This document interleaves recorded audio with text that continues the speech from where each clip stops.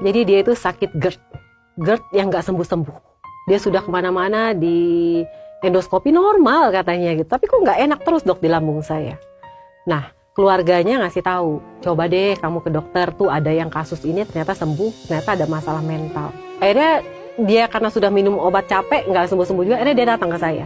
Saya tanya emang masalah apa? Nggak ada masalah dok, menurut saya semua baik-baik saja.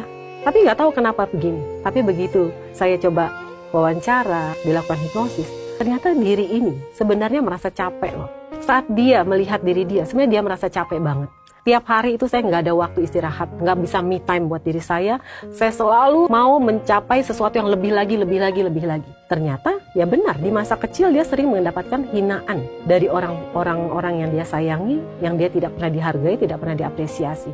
Sehingga sekarang dia mau menunjukkan diri dia, nih saya bisa, saya nggak seperti yang kalian ucapkan, dan itu menimbulkan lelah letih pada dia sebenarnya. Banget sih. Iya, dan saat coba Dr. Richard belajar hening sesaat, tengok diri di dalam. Sebenarnya apa sih yang Dr. Richard rasakan?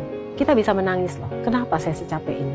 Kenapa saya nggak bisa tenang dalam menjalani hidup?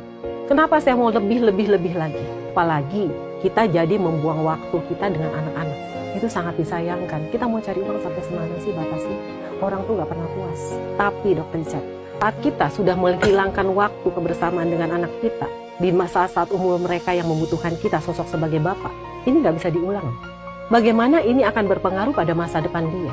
Makanya kita selalu bilang bahwa lebih baik kita membangun anak-anak yang kuat daripada nanti membereskan dewasa-dewasa yang rusak. Itu lebih sulit. Uang yang kita miliki nggak ada artinya, nggak ada gunanya.